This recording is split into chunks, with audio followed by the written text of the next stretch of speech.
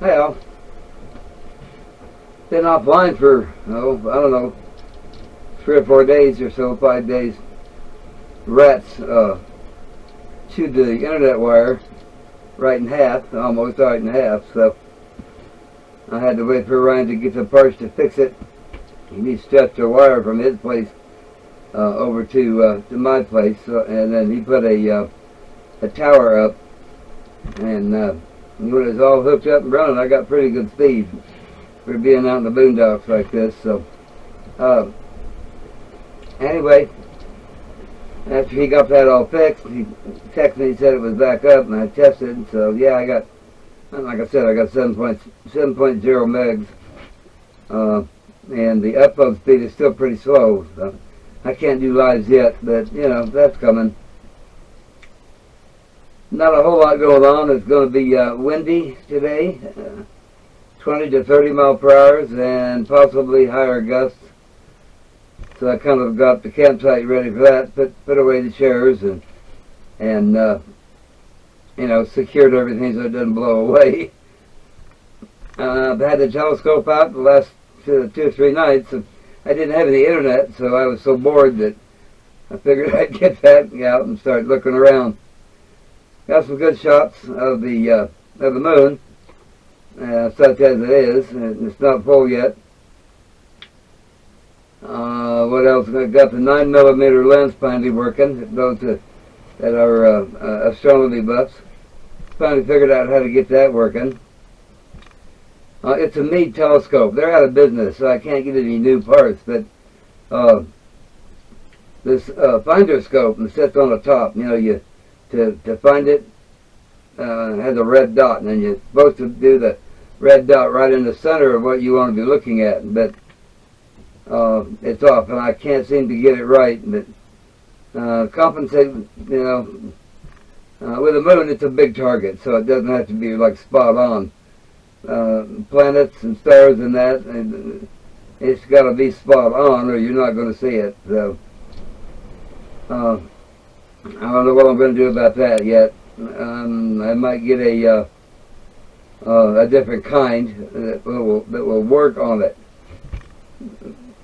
A little bit expensive, like $30 or something like that. But you know, if I can get it pinpointed, get a good accurate pinpoint on it, you know, I can start doing planets and that. So another news. Well, first I want to apologize for the poor audio, but this camera, that's as good as it's going to get. So, apologize for the mirror behind me. Not a lot of other options, you know. Nobody wants to see a sink with dishes in it in the background, and nobody wants to see an unmade bed in the background. So, besides, with the mirror, you can't tell if I'm coming or going. So there. I got another battery, another lithium battery. Everything was alright, you know, with the 2 that I had. I kind of got used to the idea of having to shut down around 5:30 or so in the evening.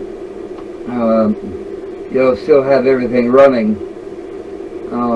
You know, all I could have actually running was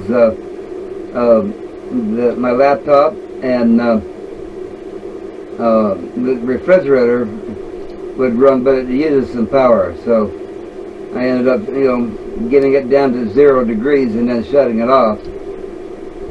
By morning time, things were starting to thaw out, so I got another lithium battery. Mostly I just, you know, I want to be able to run the refrigerator all night. I keep frozen things, ice cream, you know, and things like that. So that's it. You know, I didn't install it yet. I just set it on the floor and hooked it up. I wanted to see how, you know, how much difference it made.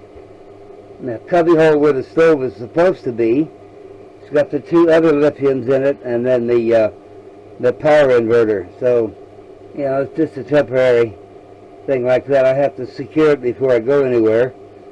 Things start sliding out. So after I hooked up the lithium, the new lithium, I couldn't wait to get it back home. So I hooked it up, got it all up to 100%, and I was pretty impressed. I was able to run everything, the refrigerator, the computer, the outlets, everything on the inside. I was able to run it, and it stayed fairly full all day. And the sun went down, it dropped down to about 12.7, but you know, like I was saying before, usually at 5 or 5:30 I had to shut everything off because it dropped down so far. So I went to bed at 9:30 at 12.7 and woke up and shut everything off. Woke up at 5, checked it, and it was still at 12.7. So I was pretty impressed with that. That was on Tuesday.